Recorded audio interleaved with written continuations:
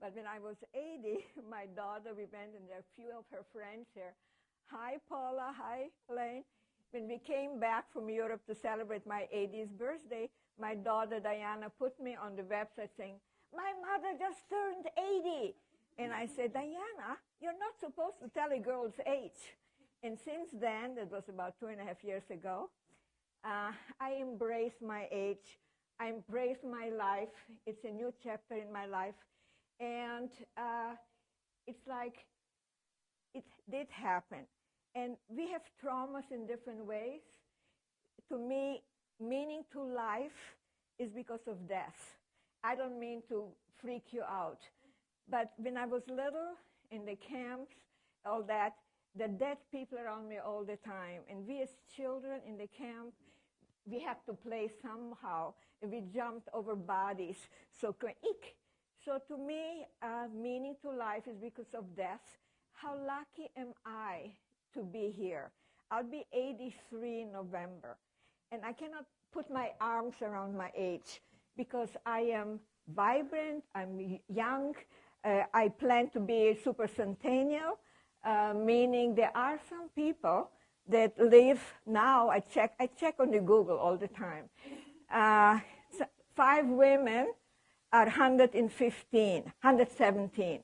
So I'm saying they probably didn't take good care of them. They're still here and they have their brain. I have been vegetarian for 40 years. I go Zumba. I go to the gym every day. I have a wonderful life, all that kind of thing. Why not me? Never mind 120. It's really boring. Bible. I want to be 124, 125. Shoot me. And so when my son, John, is here, he says, oh, mother, here she goes again. It's like when you are in your 50s, you think, who wants to be old? But again, old is not a disease. And I'm a little researcher. I'm absolutely amazed what's happening. The mystery, what's going on, is that aging is not a disease. It's the diseases that get us to age, the inflammation and all that. So it's very exciting to see that not me, I'll be 124, 25, but it's easy for us to reach 150 because now with the splitting of the genome, I don't want to bore you, if they identify what you potentially knew, Dr. Simon, you know what I'm talking about, if they can identify early when a baby is born, what you're bound to get in order for you to die, what in your family, because genes matter, DNA is important. But I was very surprised to find, and you might be too, that genes, DNA, only 25 to 30% that affects our life. Just think about it. 70% is our life choices. So by knowing that, again, the information has to be there. So I'm not pushing my next book, but it's going to be called Chronologically Gifted, Living Audaciously Here and Now. It should be out by the end of the year. It's very relevant. It's a very buzz because it's not just living. It's living well and with purpose. So this is, I'm all over the place. I know it. Now I need to share with you because all the subjects that you see here, I can lecture. I can go on 2 hours on every one of them, okay? Passion and perseverance, the secret of finding your strengths, communication skills. You have seen all that. So for me, it is to, I like to interact. As you can see, no scripts, no nothing. I usually walk around. It's pretty difficult to walk around there, but I'm still moving. So sharing my life just a little bit, and it's very relevant. I just came back from the city where I was born, in Chernovitz. It's Ukraine now, and it was Austro-Romania when my parents were born. So my mother tongue is German, and then Romanian, and then the Russian came in, and in 41, whatever, in Romania, the Germans together, they were hunting for Jews. And the camp that the Romanian Jews were going is Transnistria. You don't hear about it much because mainly Auschwitz, because they're actually they were burning them in the chambers. Transnistria, we were a holding camp, 4 years, and they didn't get to us fast enough. The Russians liberated us. But just going back to Romania, my daughter wanted to see my roots and all that. It was very interesting. Is to see to go to the train station where I was shoved in. The thought of this little tiny girl, 7 years old. So from 7 to 11, I was in camp. And we're speaking about trauma. You can have trauma in a regular life. You don't have to be in camp. But the trauma that had to be for me as a little kid, being pushed into those cattle trains and beating my father and all that mayhem, it had to be horrendous for me. So I blocked it out. And, trauma, what does trauma to your brain? And that's a good thing. You don't remember. And I don't remember the time that I spent in camp very vaguely, 4 years, very vaguely. I have incidents, like, for example, I don't remember any faces. The German guard that you mentioned before, that was the bad wolf. I was a very curious little kid. And my mother, we got there somehow, and it's a big story. Read my book, by the way. I didn't bring book for you to buy. That was too tacky. You want to read me? Go to Amazon and buy it. And there you'll see it. Okay. I know I'm jumping. That's okay. Bear with me. This is thanks for my journey, a Holocaust survivor story, living fearlessly. And then the other one, which is very appropriate to once you know me, I wrote it particularly for young people. When I lectured at university, don't tell me I cannot do it. This is my stance in life. Living audaciously, again, I like the word audaciously, in the here and now.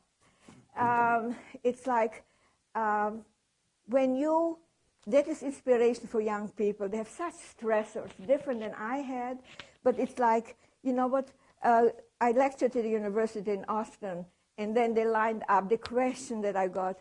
My father wants me to be an engineer. I want to be a videographer. I want to be an artist. What should I do? My girlfriend dumped me. Will I ever find love again? I mean, all those kind of concerns. And this is a little book that is like, that represents my life. Don't tell me because I'm Jewish I have to die. Don't tell me because I'm a girl I cannot climb trees with the boys. Don't tell me I cannot be married and have children, have a profession too. Don't tell me. And I always walked out, always, never fit in any verse. And it's not sad, because you, Simon, told me, my life is going to be bad or whatever it is. But I embrace my life. I am who I am because of it. So my phobias, my fear of, I'm counterphobic. I run towards what I'm afraid of, because life is an amazing journey, and I can only tell you that all my life, because after the camp, and I'm jumping all over the place, it shows you I'm not scripted. After the war, Russians liberated us, and the minute we could, we went to Israel. My sister was there ahead of time. And I can tell you, from being the minority, when we came back from the camp, I was 11, the first time I went to school in 5th grade. Somehow, and I don't remember, there had to be teachers, there had to be some, because I came and I knew how to read and write and math. But again, I was the only little Jewish girl in a Catholic school. And I have flashes of memory before in camp. And then I will tell you now, I'll go back to the camp again, the German Nazi. My mother said, make sure you don't go to the guard. Make sure, the big bad wolf. Did I listen? I went and I came close. So he grabbed me and I said, okay, I did not listen to Mama. Here he's going to kill me, whatever. So he grabbed me. He did not beat me. He grabbed me. What's your name? So I said, Erica. And he paused. And that memory is imprinted in my brain. Tears came out from his eyes, the big bad wolf. And he said softly, I have a little girl at home. Her name is Erica. And he allowed himself that moment. I will never forget that. And he's part of my life forever. The brutality of people and the kindness of people. And he just said, okay, he took some chocolate and pushed me. Go back to your mother. This is not a place for a little girl. So those are moments that I remember. I remember coming to Israel, where on the boat, people were absolutely coming to the country to be, free, to be the majority, not the minority. Because in the Romanian school, I looked around, is there anybody else that they don't do their cross? So being different, being not belonging, that is part of me. Even today, when I say I'm a citizen of the world, meaning I adapt everywhere I am. Because, when you think about it, look what's going on in the world. We're more alike than not. When we cut, we all bleed. Yeah, we Jews, I don't know, there are a few Jews in the room, I'm sure. MENSA, few are smart. We all come, we're all similar, we all come from the same DNA, from the same, but again, even in Israel, when you were the minority, after all the people that suffered, the Jews from Germany thought that they were smarter than the Jews from Morocco or from Bulgaria. So I dated, I was 13, 14. I dated a boy from Bulgaria. So my brother-in-law, who was an Israeli, he went to my parents. She should not date this Frank, a Sephardic Jew, big deal. And I couldn't ponder, after all we went through, there seems to be a need to look up, to look down, to discriminate. I don't have all the answers. I just know that it feels like there's a reason why in my life I feel like some priests do. I lecture. I have a need to empower, to touch, to uplift. Because again, we can do it. We need support. We need to be part of a family. We be part of a community. Like everybody here is part of a community. And the aging, those that age well, one of the ingredients, there's a lot of them. Yeah, eating well and exercise and all that, and family and friends. Faith is important if you can have it, and giving back to the community. It's the high, the normal high that you get without the drugs. So I've had an absolutely amazing life journey, all kind of chapters, and it's like a little battery that keeps on going. And they say, whoever they are, they say that we pick our time of death. Well, again, 125, not sooner. And knowing that tomorrow I could be a corpse. And again, we have to be mindful. So we are, unfortunately, unless you are with Jesus, unless you know there is a better life, that somebody is there for you. I don't know about it. Maybe, I don't know. I just know that we are on this world, to, like you said before, to give of ourselves, to be relevant. And that's what inspirational, perseverance, inspirational. I mean, sharing your life. I mean, this is why I'm here.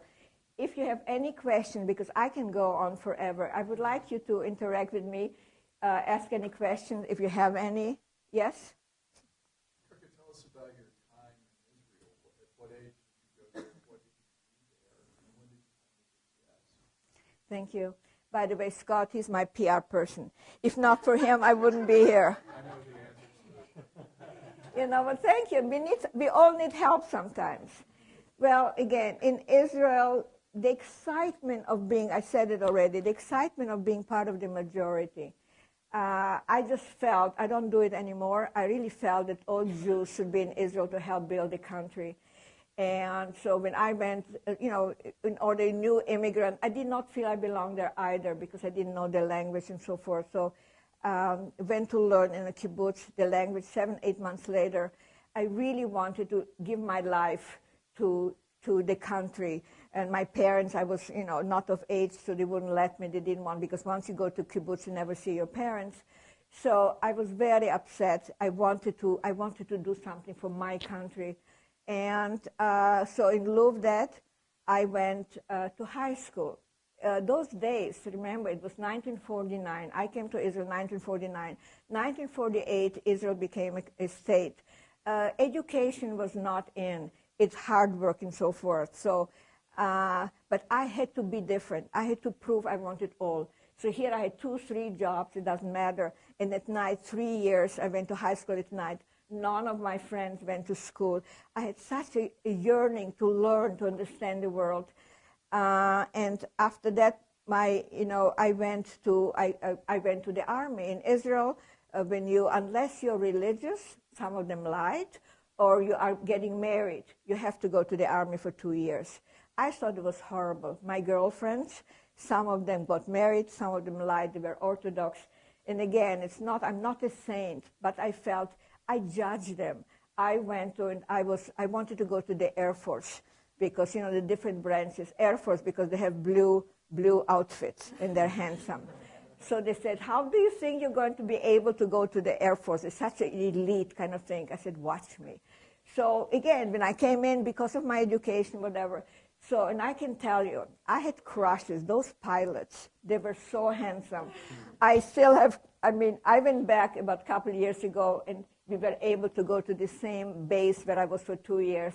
And here I have a picture with the pilots. They're still the same. They're tall and handsome, and it's still. So I was there 2 years in the Air Force, and then I came out, and everybody was married. And my parents, my mother, she was so scared that I would never find a man because I was too smart. I was older already. I was from 18 to 20, and I was not in a hurry to go with Moishe or Yanko. I did not think I wanted to get married. I was not ready.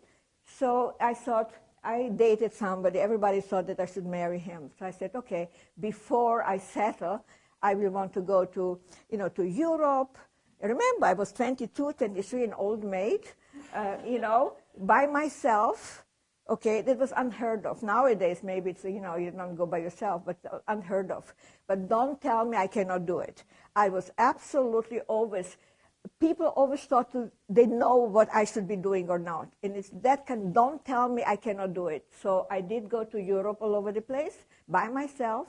And then I went to visit my sister in Los Angeles. I took a break from my job. I had a high-end job in the Israeli government tourist information office because I spoke English and I was, Air Force and I was older and all that kind of thing. So they gave me a vacation for 2 months. So it was in November to come back in January. The tourism is not that good in Israel at that time.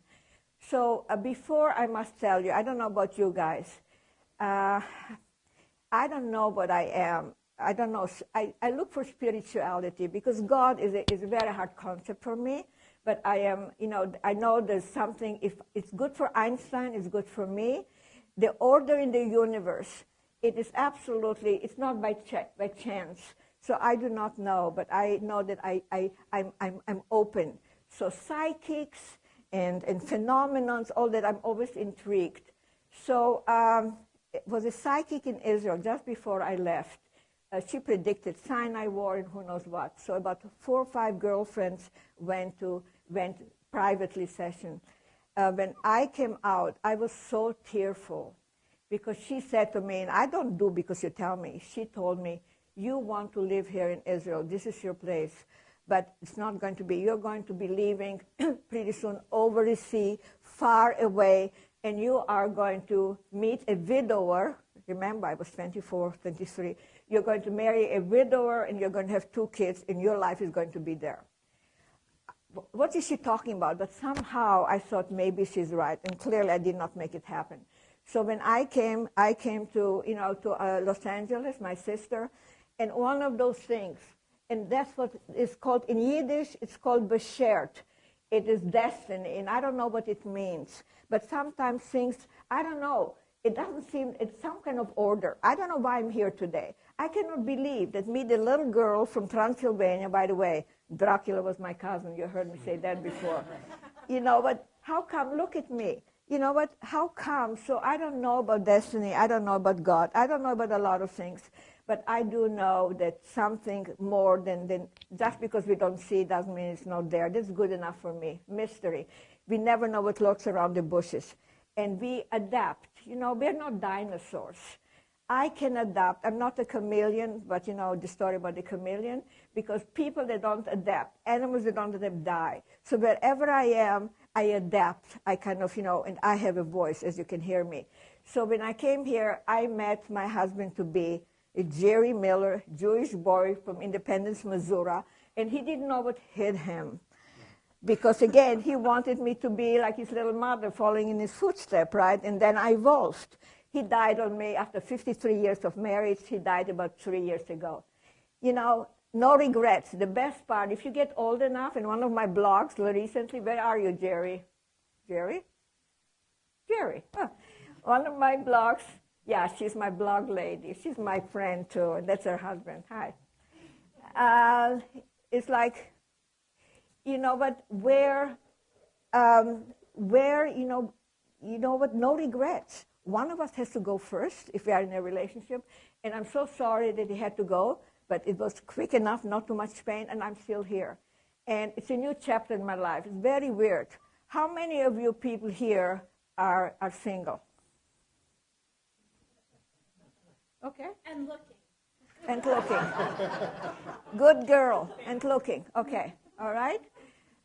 Very weird. After 53 years, we made a real good couple. Real good. Okay. But he was the social director. I don't need people. I was busy. I had 10 mental health clinics, whatever. Women were boring to me because all the things they were talking about their husband and their kids. You know, I like to talk about stocks and about, you know, whatever with the guys. So he did all those things, and then now I'm single. I'm fine being alone. I'm fine, but I'm just saying I'm glad, I'm happy that I'm here. And yeah, I don't know about looking. I'm not actively looking, but my problem is that I'm still attracted to those pilots.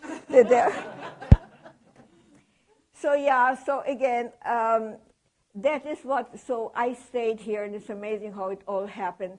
And I always wanted to be a healer. The crying of the people. When we were in the camp, in this one room, about 20 people in a little kind of thing, and everybody, like, I was in Bali. Anybody of you was in Bali with the monkeys? Nobody?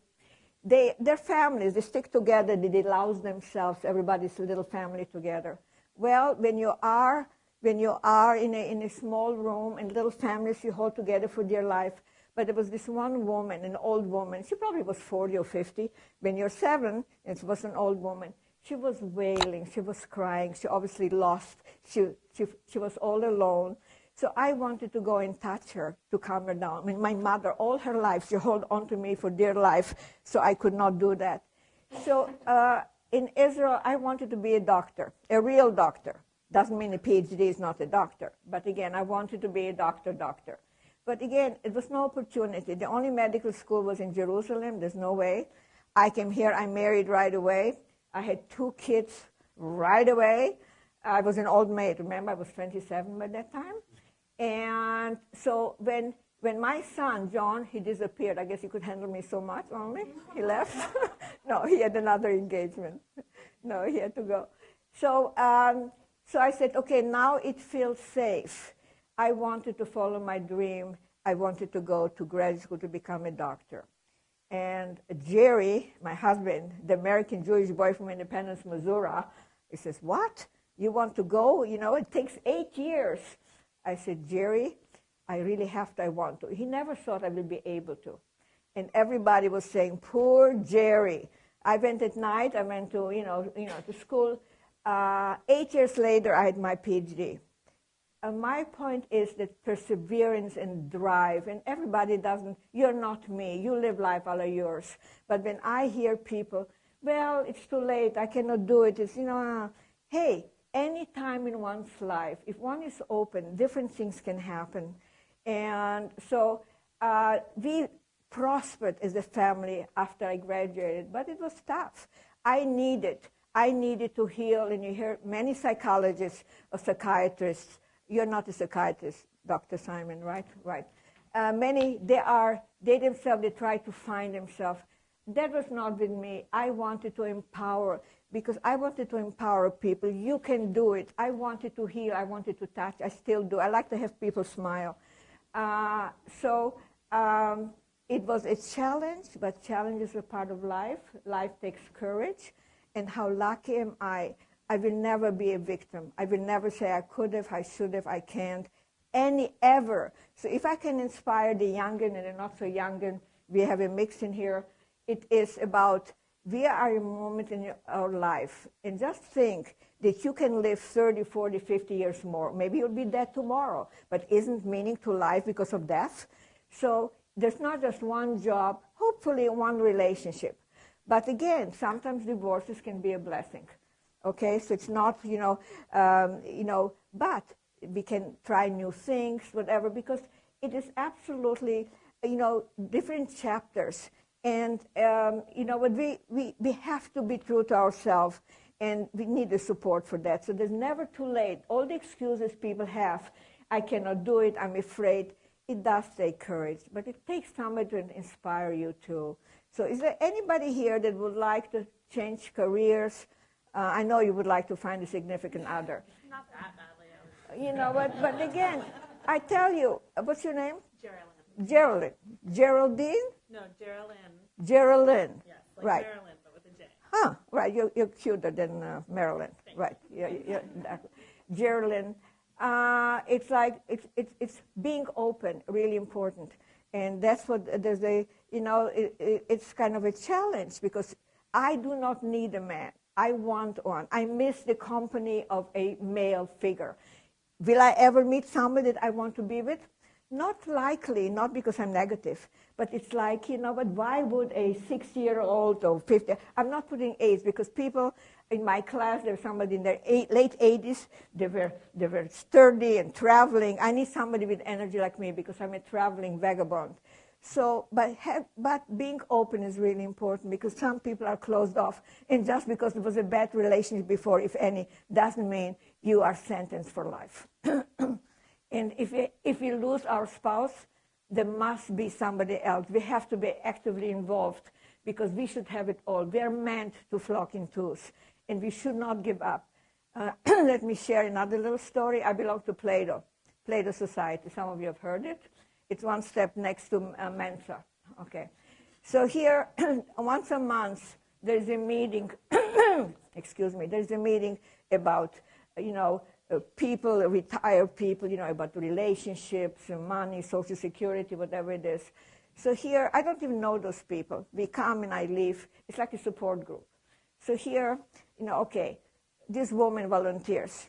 I had a real good marriage, 25 years. He died. Then I met the love of my life.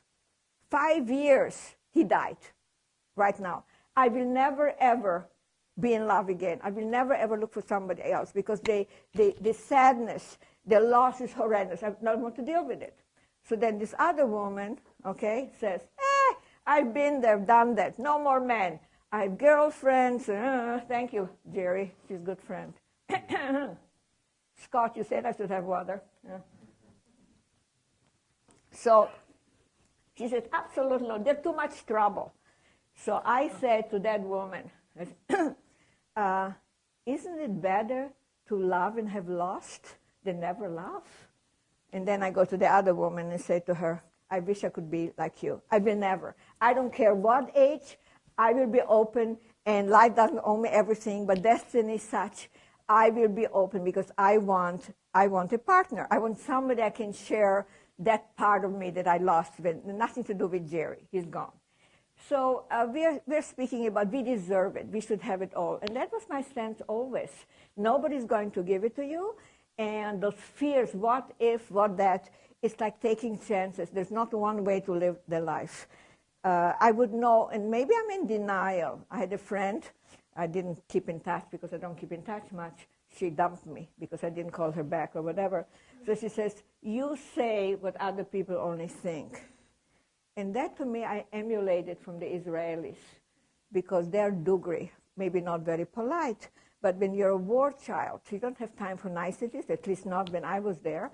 So it was, for me, it was safe. To me, trust and safety is the most important.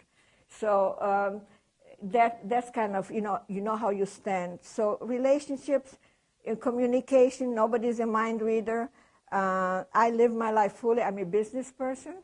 I oversee. My husband was he was a loose cannon. He liked to play Monopoly. So when we got married, he bought a little duplex. He borrowed money, and he played Monopoly. And now we're very comfortable, really nice and fun in Austin, Texas. We have, so I oversee. It's not bragging, it's sharing.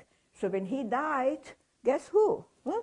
And, so it's a challenge. But dealing with people, how you don't micromanage, how you delegate and you oversee. Because when they say, with kindness, they know I'm the little big boss. But when I speak, they listen, but you do not. So there's such a challenge that I have between doing what I do here. In 2 weeks, Scott here arranged for me, BUSB group. I'm going to be in Indiana in a task force of domestic violence or something. 450 people, they're going to get their CEUs for their whatever they do. It's like, what, I'm so excited. I'm excited to share my life. I'm excited to empower, to uplift, and to share because we're all have the same needs. We all want to be affirmed, accepted, acknowledged, the 3 A's I call. And, who teaches you in school? Who teaches anybody how you get along, how not like women historically in our society here in America. I lived in different societies, but here it's like, how can you tell somebody they have bad breath, right? Instead, you move away, and then they think you don't love them.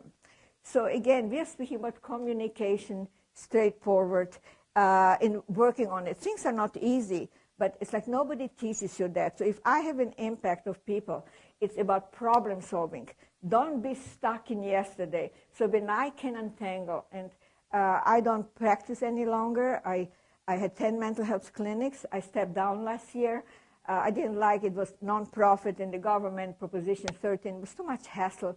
And my assistant, who was came from the trenches. He was from drug and alcohol. He was recovering. He's been with me there 30 years. So I said, when I am no longer here, then it's yours.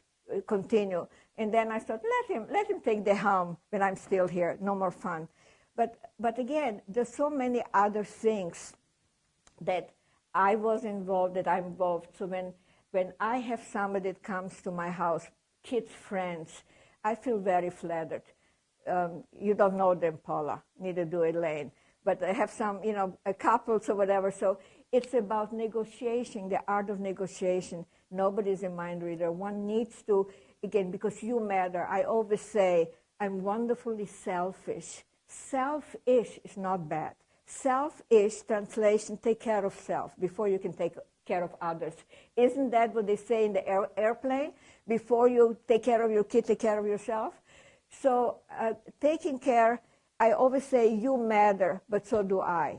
So again, it's not, because it doesn't work. That's what our society here, passive-aggressive. And women, historically, it's issues with sex, they're withholding this and that. And it's like negotiating and expressing. And it's like not just in business, in couples as well. We need, because we matter, all of us matter. And it's like almost a dance. And we are animals in clothes. I'm into monkeys. You have a whole load of monkeys at home, all kind of things. We are, so there's a lot to do. There's a lot to make us content, never mind happy. So if I can inspire anybody with anything, open to questions, I'm very willing and able. Yes, sir. What's your name? My name is Nevin. Nevin? Yeah. Okay, Nevin. Thank you so much for sharing your story, first of all. And second, I wanted to say, my mom was also caught up in the mess of World War II, and then the story that she told us the whole life. And it seems like you guys reacted quite differently to the experience. Something seemed to have sparked in you that to create this energy, this perseverance. My mom kind of, although she was a strong woman, wonderful woman, had more of the victim mentality, and then kind of faltered down most of her life, although she did overcome a lot. It was this story, her story, she wanted to always tell to inspire people. She would tell people in passing, but the way that you kind of embraced it and used it to inspire people, to inspire yourself, to inspire those around you, she just couldn't quite get there, right? So she passed away a few years ago, and I've now taken on the responsibility of telling her story, and I really want to. out, was there a defining moment in your experience that that sparked this in you, or did you have this prior to the war? And if you did the experience fan that flame? Did you hear what I said before, that 25 and 30% only is DNA, mother? It is a lot, but 70% is even more than 30. So we come with these certain attributes, certain traits. My sister was 5 years older. She was beaten down all her life. She was passive, no respect from her family. What can I do, the victim? And to me, don't tell me I cannot do it. Don't mess with me. And when I talk to you, you know it, okay? So that was always there. I was a challenge. I was a really challenging kid because I was curious, and I'm not Einstein. I don't brag. I'm not humble, but I don't brag. I wanted to understand. Mother, will I ever have breasts, right? I was 6 or 7, right? Don't talk about it. Someday, whatever. Don't ask so many questions. I heard it all my life. Shush, shush. So it was really interesting when my daughter, we went experience, when we went to Romania, Transnistria, and we saw those cattle trains. And she says, now I know why it's so important for you, why you have a voice. Because I couldn't have a voice. In the attic, where are you? Where are you? You were born in the attic. Here you are. Huh? We were hiding in the attic because here the Germans in Romania before with the dogs. And it's like the mayhem. So my mother's hand on my mouth because she was afraid that I'm going to speak or scream or whatever. So all my young childhood, I had don't talk. So my daughter says, now I understand how come you have such a voice. I have a voice. We have a voice, whether men or women. We should not cow down because victimization touches all of us, and we are participating by it. So your mother was a little bit like my sister, but stronger, and because that part, I always was like that. I went to the German Guard, remember? Look at me now. I went to Machu Picchu last year. I was climbing by myself with a little group, overseas single ladies or men. I was up there. People were fainting away because high altitude. I did not know you are supposed to bring some, It didn't faze me. I was there with a guide. You go on my internet, you see me standing there with a thing. I'm going to Tibet. You know what? I don't want my kids to think without them I don't have a life. So that 25 or 30%, but I'm so empowered. Look at me. I'm going to be 83. I cannot phantom it. And I am, my mother would say, for a bad eye. I am healthy. I am more fit than my daughter. Not you, Elaine. Not you, Paula. But when we go to Florence together, and we go up the stairs, 5 stairs, I'm the first up with the suitcase, and they follow me. Am I an aberration? Is Dracula in my blood? Maybe. But I tell you, attitude. Okay, give me 25 good genes, but the rest, I think I'm not normal, and I'm not devaluating myself. But mere fact that I'm still standing here in front of you. You don't know what it means, this natural high that I have, that you're looking at me. The first time I experienced that, I was in a high holidays, a Rabbi Weissman or whatever. I never associate myself, I never seeked to find out other Holocaust survivors. It's not that I always could talk about it. People didn't want, like my therapist that used to work for me, nobody asked me about the experience because, like, if somebody has cancer, people are afraid to say the word C. It's like, you want to talk about it, but nobody asked me about my experience, okay? So it's like, I just, to me, being able, to be able to inspire and to empower, because victimization is horrible, poor me. Okay, and again, sometimes, not from your mother, not from, there are no young kids here, but it's like sometimes I just make a difference, especially to young people. They all want to grow up like me. They all want to be old like me. How seductive is that? So yeah, you know what? And again, I work at it because again, attitude is important. But I take good care of myself. Will I be here forever? No. But guess what? I will stretch it. I could if a car doesn't hit me, I could likely. There's some there. By the way, two men, one in Israel and one somewhere here, 112. For some reason, man is a little weaker species. Forgive me, man. Huh? We have babies. You men would not have a second baby, for sure, right? So again, why not me? And in the excitement, and I'm not in La La Land, but I'm excited about life itself. I'm in love with life. Does that sound kind of, you know? I mean it, I act it, I feel it, I am it, I attract, and people want to be getting old like me. What better compliment is it? Because life is so short. It is short. But again, I don't know. I know I want more of the same because I don't deny me nothing. And I heard all my life, how can you do that? Why would you do it? Aren't you scared? Why? Like people think they know what you should be doing. Okay? So where is your mother? Where was your mother from? Croatia. Yeah. Same thing. Armenia, Croatia, I mean the whole, yeah. And I was very interesting. I would not have gone without my daughter. She wanted to, to go to the cemetery, the Jewish cemetery, 50 whatever miles, dilapidated, but we had to pay somebody. So what? They found the family grave, Turkfeld, and I have a picture. Scott, you will get him yet. To see me looking at Turkfeld, Turk something, it used to be Turkish Empire before it was Austria and all that kind of thing. To find the cemetery, to find the grave of my grandparents, to go back there to, in the story, I mean, just amazing because I have flashes of memories. I always liked lilac. In Romania, in the backyard, there was a lilac tree. I cannot fathom a 7-year-old kid why I bonded with a lilac tree. In California, I have lilac trees in my backyard. They don't smell like in Romania, but they're lilacs. So here we went back to the house. I had a picture of the house. I came to Romania. I just came back last week. So we came to the house, and the thing was maybe all my life I spoke about this lilac tree. I went in there. Here was a lilac tree. A little bit old, a little bit kind of whatever, but there was still lilac tree. And here I have a picture, and I'll send it to you, Scott.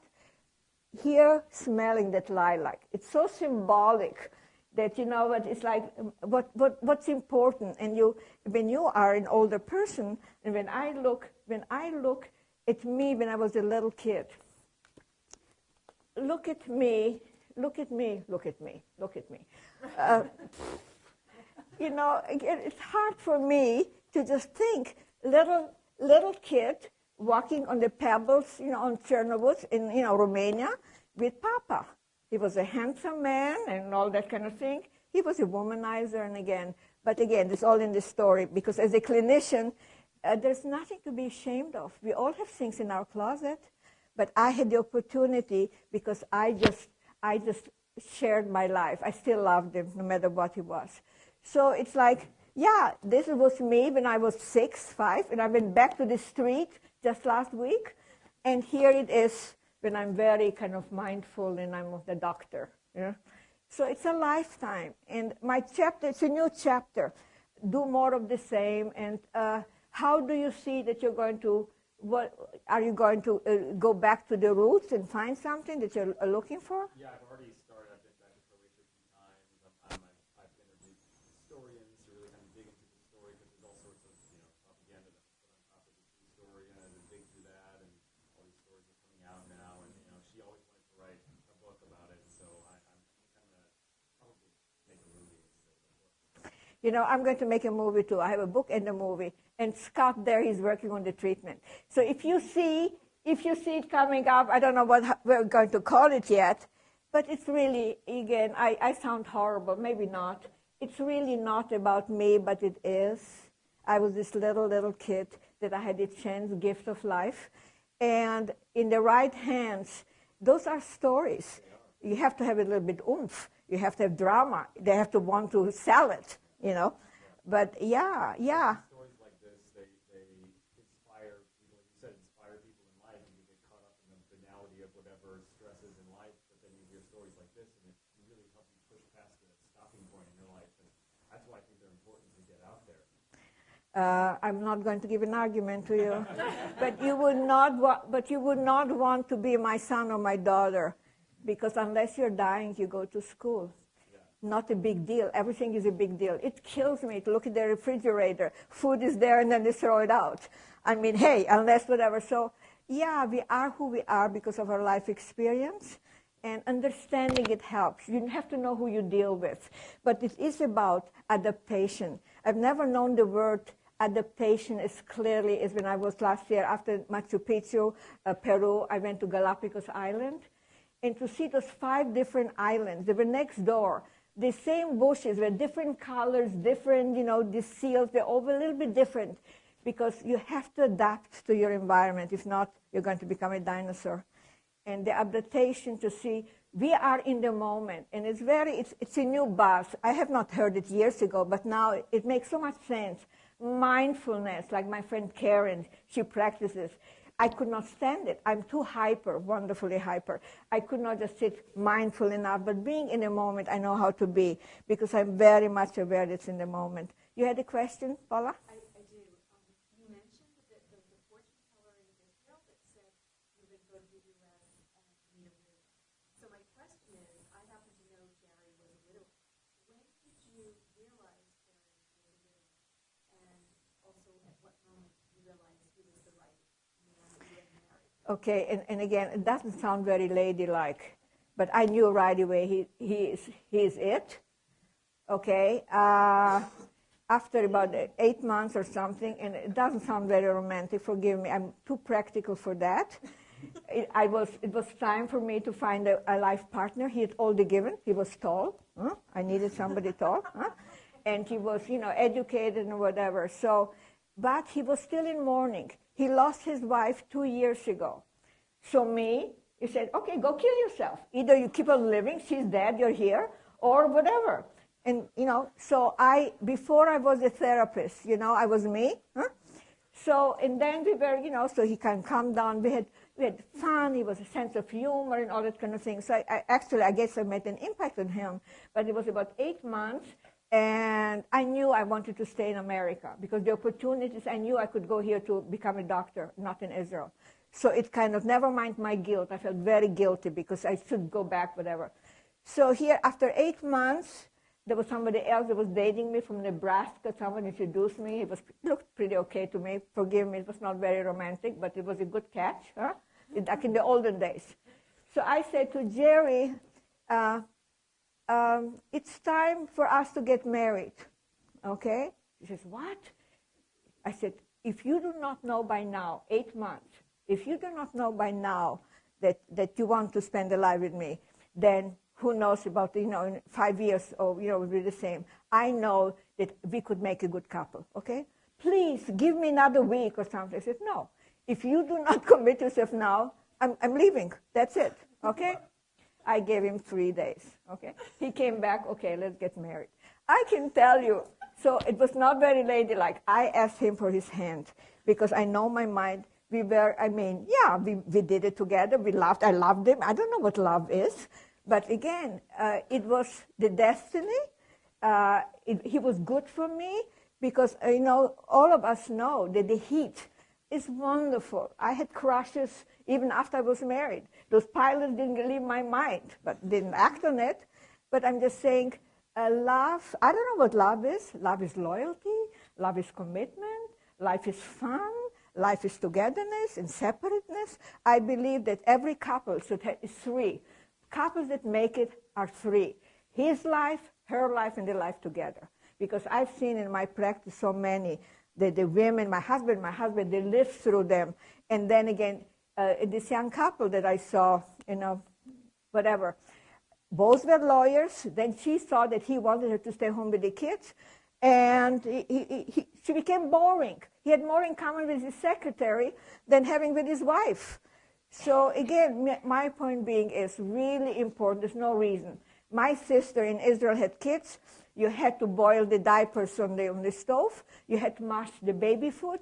You did not have time. Okay, there's no excuse here. And I'm glad my daughter is not here because she thinks that I'm too harsh. I believe that women are so smart. We need women. Never mind Hillary Clinton. Forgive me that too. But again, we can do it all. Maybe not full time, but we need to participate. We need to be exciting. We need to be our partners to our men because it's not fair when you think about it. We women want freedom. We want to be equals. How is that? If the slob is working 3 jobs and the woman is home and wants to have lunch with her girlfriends and whatever, I'm the son my father never had, and I have issues. And please, if you are one of them, I have no right to judge. I just know that we should have it all. We should partner with the man in our life, and we cannot. There's a reason why we need both of us. Although women don't need men need more women, I think. But for babies, but they would figure out other ways to do it, I guess. So yeah, so that's how I met Jerry, and he was a widow, and very unusual. So how did that psychic? I am open, and I would love to go to a psychic now. Maybe she'll tell me I'll meet somebody like a pilot. I don't know. It is like I was predicted that, how many young people are, widows. It happens. So again, it's my journey, and it's still going on. I don't know what's around the corner. The excitement of even not knowing. Predictability, safety is important, but the excitement of what's going to happen tomorrow. Guess what? Tomorrow I'm on a plane again. I'm going to Phoenix, Arizona. I come back and I go to Berkeley. My grandson is graduating. And then I come back, I go to Indiana to be a guest speaker again. So all those things. And in November, I go to Israel with the AIPAC Senator Club. And people say, what's the matter? How can you handle it? I said, handle what? I am alive, and the gratitude that I feel that I have the opportunity that I'm still on this earth. And the rest, so when people take themselves so serious, or the pettiness, or all the big drama, hey, okay, any other questions? Yes, my girl. Do you see yourself with your children, or are they more like your husband? They're like my husband. I am too much at times. I'm powerful. And I cannot imagine that he was unconditional. And me, I set limits. I'm from the old country. And no wonder he was the saint and I was the witch, always. and but again, if you don't make your lunch, because I believe, without even knowing, before I went to school, that the best thing a parent can do to empower the children to be self-reliant.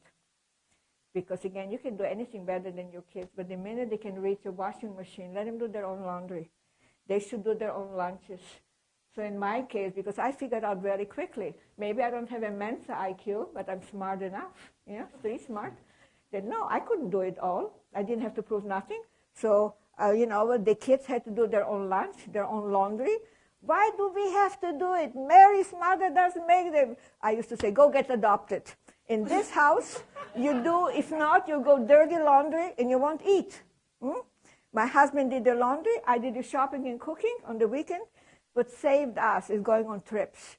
We went also to graduate school. We went in wonderful memories all over the world, all that. So I was very conscientious. They meant to me a lot. But guess what? I'm so lucky that my husband, who did not bargain for me, he was able to go along with me. Because if he would have said, hey, I never bargained for you. You want to go to graduate school or whatever? Hey, no, I want you home where you belong. I would have left the home. I so felt strong. I think the other side of that energy hyper, there must be a depressed part. So I somehow felt if I will not follow, if I will not do what I need to do, I could be depressed, maybe. So, you know what? Life takes courage. But we're speaking about fairness. And I can keep on, So my kids are like a father, and it was very hard, especially for my daughter, to be with a very strict mother and with a father that she could not do wrong. So he undid. It was really a challenge. But again, we survived, very tough as teenagers. Now we work together. Can you imagine that? Real other challenge.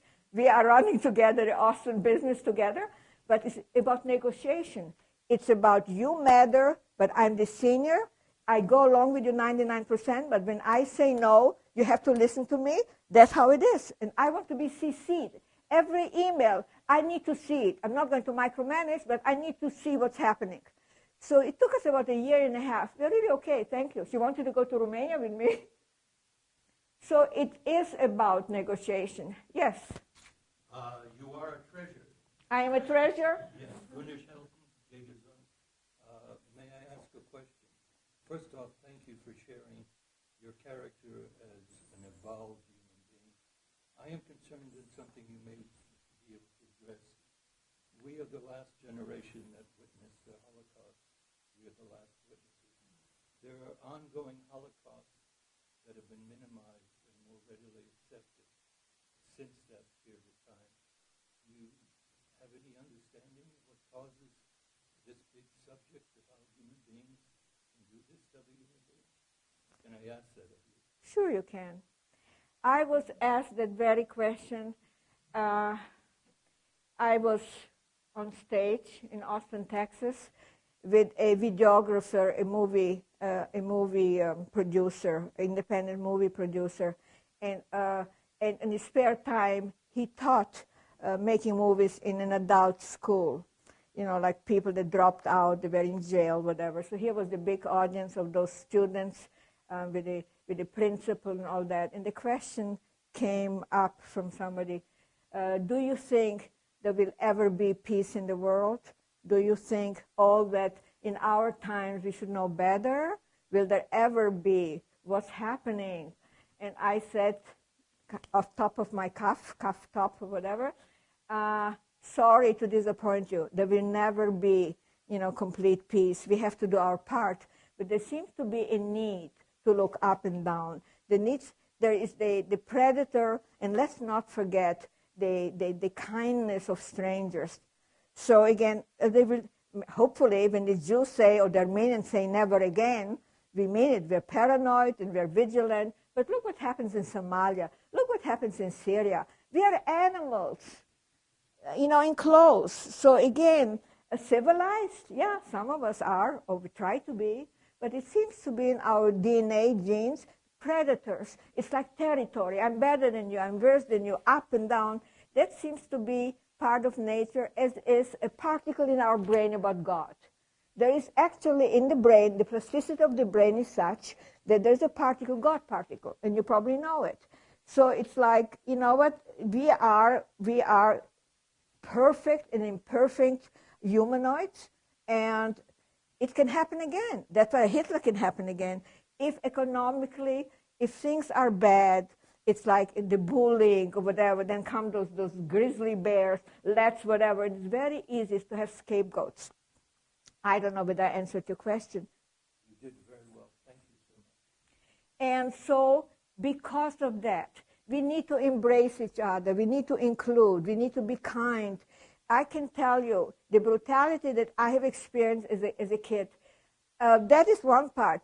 But the kindness of people, the kindness that I experienced too, that somebody gave me a piece of bread when we were walking barefoot in the rain coming home. And to me, seeing this, whatever, a piece of bread from that person that didn't want to be identified. I was in the temple, that was about 3 years ago. My husband died. I'm not a temple goer. What do I know about God? But it's tradition. And my daughter thought I should go. It would be good for me. I don't know anybody. I sit here in front, I come early, I sit here in front, whatever. Everybody is with somebody. Everybody's part of a couple, and then there's me, not knowing anybody. So here, this in the back, somebody says, it looks like you are alone. Come, sit next to us. She had a husband. I mean, tears were gushing. Tears were gushing. The kindness, I got up and I sat next to her like a dummy. But I'm saying it's not just the brutality. It's like the kindness. Look at us. I don't know about you. I'm kind, and I'm not. I take care of myself real good, but I'll share my piece of bread with you. I will. But it is like, yeah, there are predators out there, especially with the age and this and that, but it will never not be. Human nature seems to be, and the way, and it's very interesting, I must tell you, and it's thanks to Plato and the brain I studied, that they will be able to identify the sociopathic part of the brain when a kid is born. There are all kinds of implications. They'll be able to zip, take out that criminal part of the brain, and there'll be no criminals more in the world. How wonderful is that? Hey, if they can think it, it can happen. Look what's happening in the universe. Look, they take the bullet train. It will be about maybe an hour and a half from here to New York. I mean, things are happening already. So, but the human condition, the way we're put together, it's like we're evolved animals. And it's still the predatory, the MySpace, and, there's some good, some bad, and all that. But we cannot do anything about others. What we can do is about us, surrounding ourselves, people like us, and as a community, because we can make a difference. Never mind tikkun olam in Hebrew, save the world. I'm going to go and save the world. But guess what?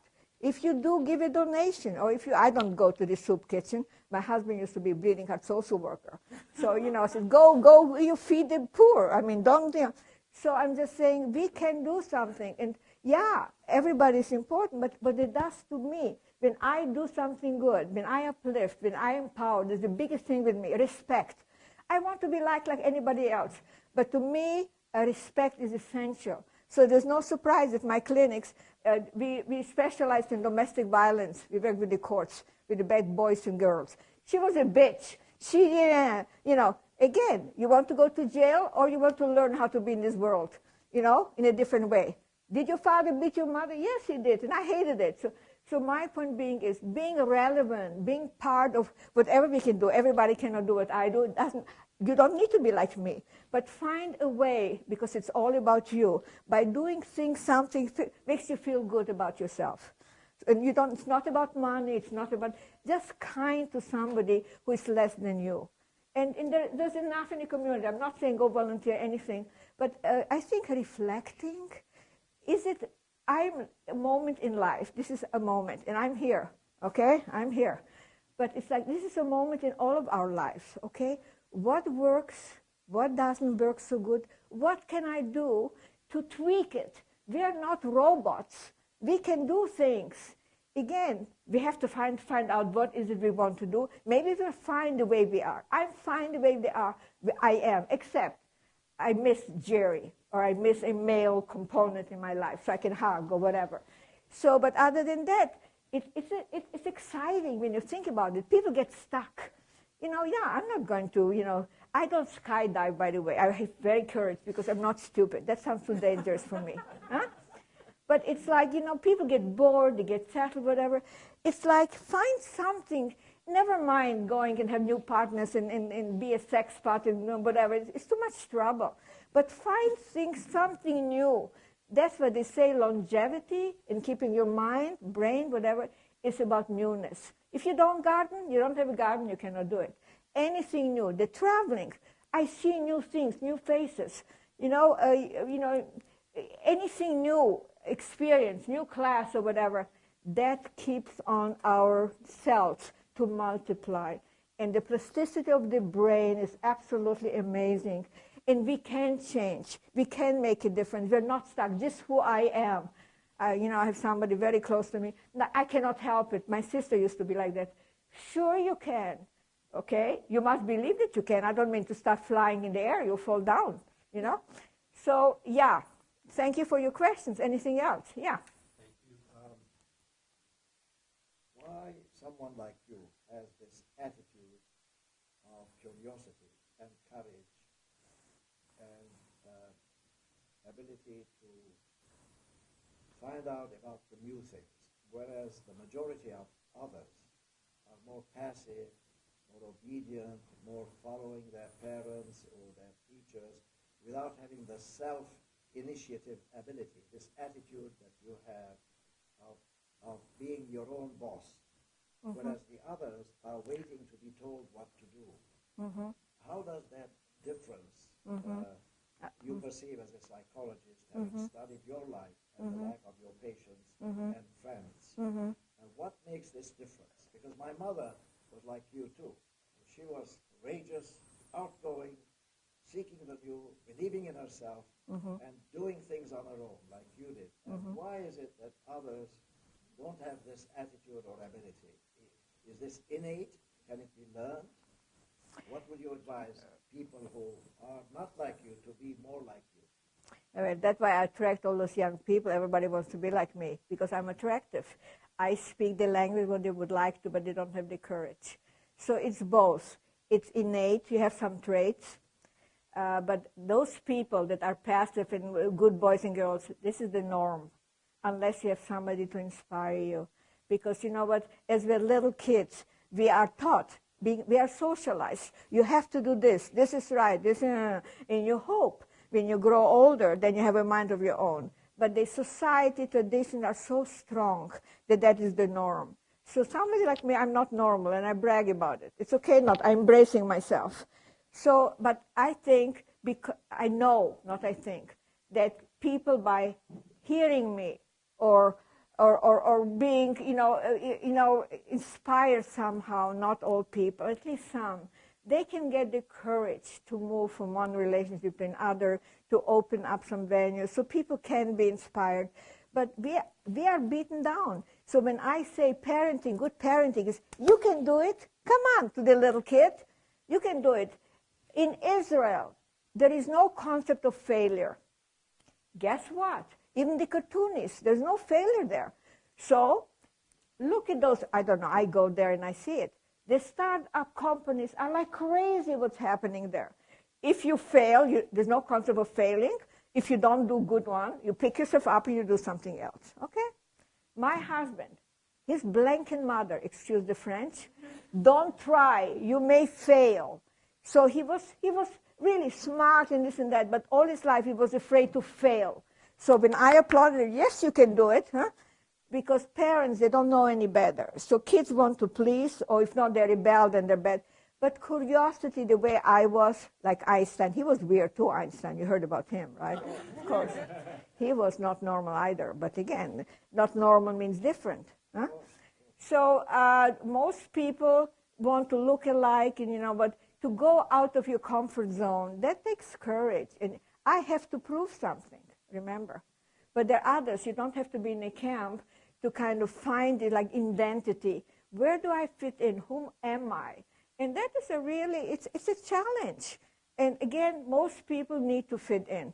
Look, there was a time the hairdo was like this, or the torn pants, or whatever it is. Go to colleges, they all look alike. So it's like indent is really important. They go to Africa. Anybody here was in the bush in Africa? Come on, go, because I tell you so. In Africa, to be in the bushes, to see how the big cats, how the animals, the elephants, they look back to see whether the kid follows. The lion, they're all kind of, we're speaking about family. They're all kind of, so we are not that different than animals. We are animals in clothes. But again, they kill for food and we kill for who knows. So, you know what, it is complicated, but I have a voice and it's so important for me. So if anybody leaves here with some kind of reflecting, it's not about me.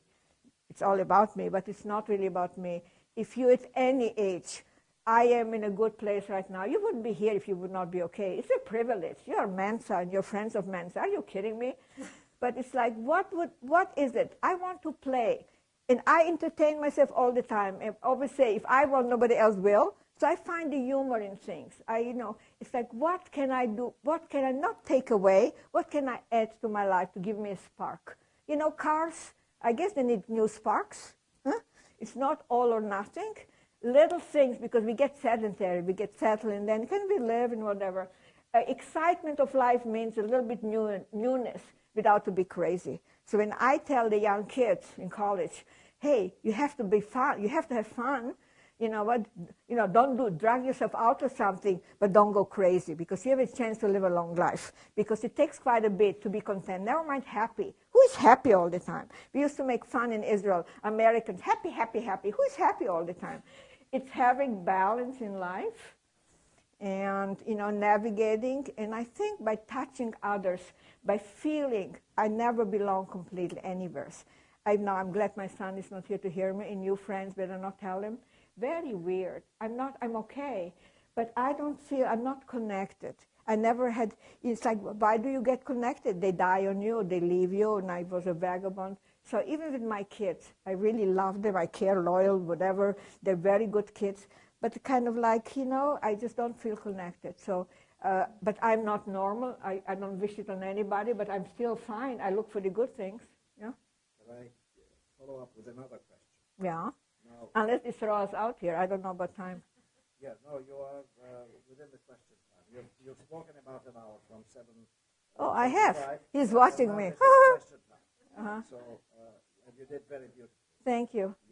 We were all entertained. I like We you were all too. educated. Right. Yeah, I like you very much. Yeah. Now, so the next question is, you taught yourself from your experiences to be what you are, taking the initiative, Right. right, and to believe in yourself, Right. and to do what felt right for you, rather than be told what to do. Right. Now, the majority are not like that. Right. What's the role of education, which doesn't exist at the present time?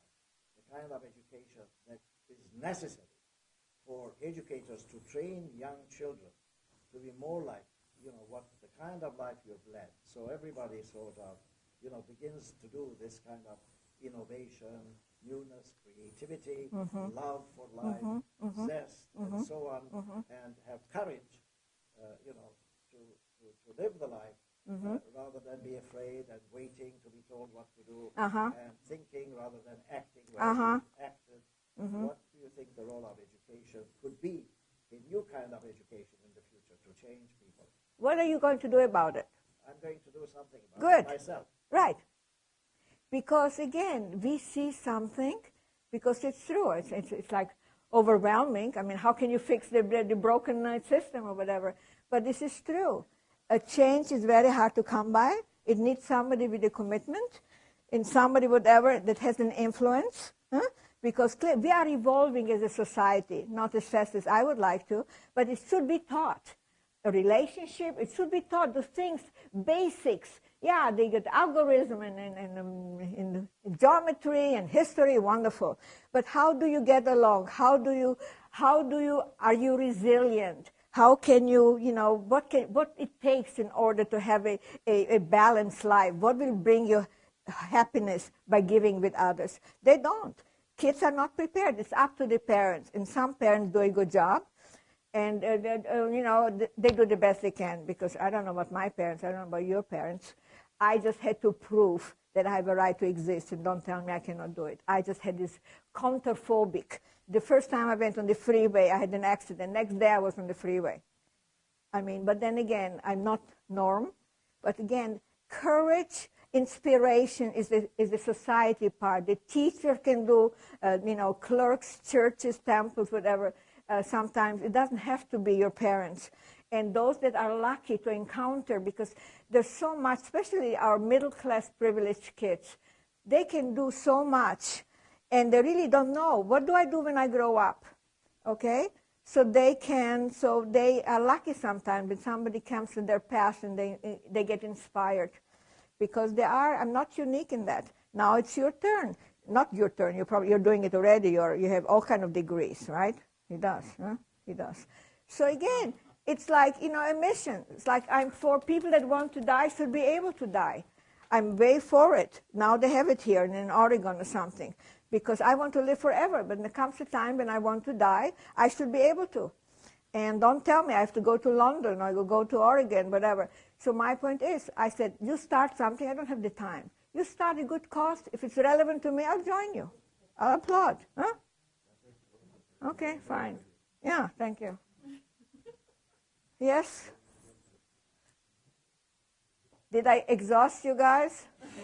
That was my job. Oh my gosh. No, I do. You contributed to I was really looking forward to. Thank you for having me. I really enjoyed it. And I'm not plugging nothing, but if you want to know more, buy the book. How much is it? 14? I think it's $14. Not a big deal. You can afford it. And you might be inspired. You think it's funny? Sure, it's funny. It's adorable. Yeah, because I was told, bring some books. I said, I don't want to bring books to sell. That's not classy enough. But hey, No, but one more thing, and then I'm going to go very quickly. This is self-published because my sister, she was interviewed by what is his name, the Shoah, Spielberg. They took down the stories of Holocaust survivors. So my sister says, you should go too. And I said, why do I need to? You told a story about us. Why do I need to? And I didn't go. And when I saw the video of her, I was very, very sad because she was beaten down all her life. That was not me. So I decided, I have children, I have grandchildren, I have 5 of them. I want them to know me. So together, Jerry, here she connected me. She was my muse, with the independent, publicist, whatever. I picked the color, the title. The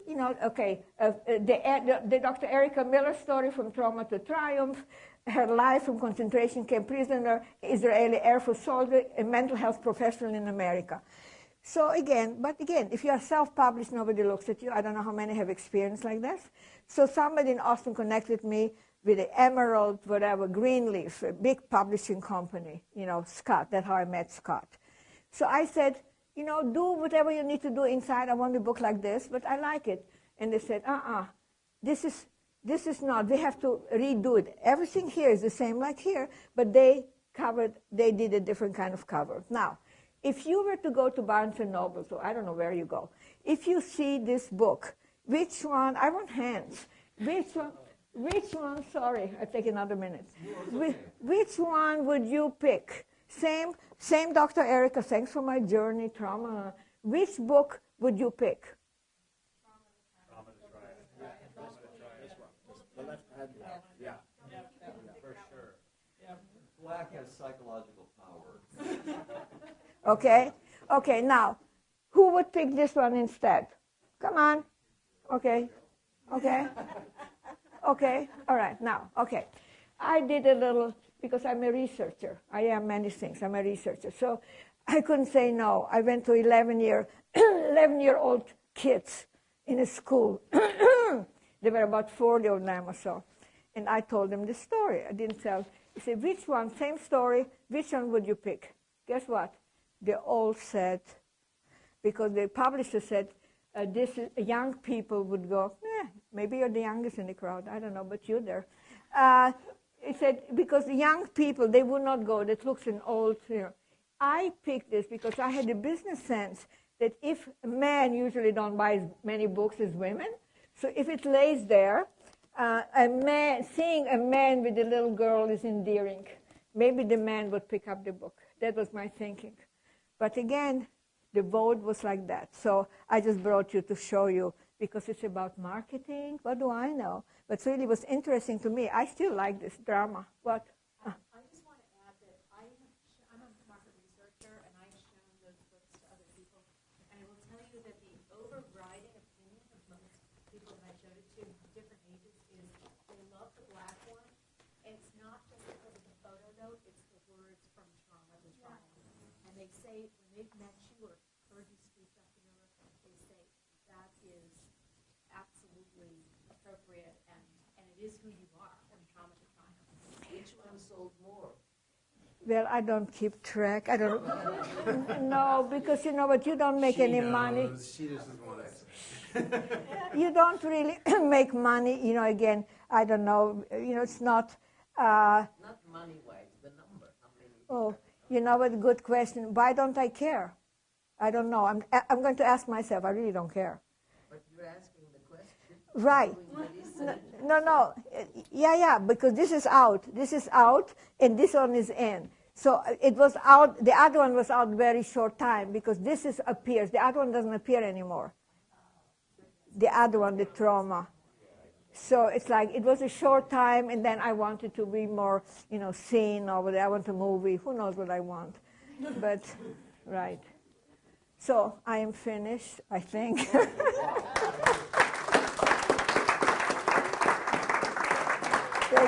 Thank you. All right. It was nice seeing you all, and I hope you took something away from it. Reflect, and all right. And then look for me in a movie. And hey, if you can think it. if you can think it. That was truly inspiring. Huh? Truly inspiring. Okay, my guy, thank We'll you. be in touch. I'd like to do an interview with you. I would love to. I'll talk I'm to a ham. I'm a kosher ham. Have I ever flattered you? I want you to know. You know, I'm all over the place, though. Just giving you a hug goodbye, okay? Bye, honey. You were wonderful. Thank you, my sweetheart. Do I get a... I never flatter anybody. Thank you. I really, coming from you, I appreciate it. Thank you. I want to work with you, and I'd like you to work with me because I'm trying to, do what the Jews say, better the world, but also better ourselves, like you have. Are Absolutely. you interested? Do you come to, where do you live now, did you say? I live in West Valley. I live in Hidden Hills, next to Calabasas in West Valley. Got you. We live in the Pacific Palisades. Okay. So there's a lot we You, can do. you have my card, Yes, right? I just was given it. Yes. Okay, my guy. My name is If Simon I can- Simonian. Simon Simonian. Yeah, I will not forget you. So. If I can, Let me I'm... give you a hug. Thank you. Are you.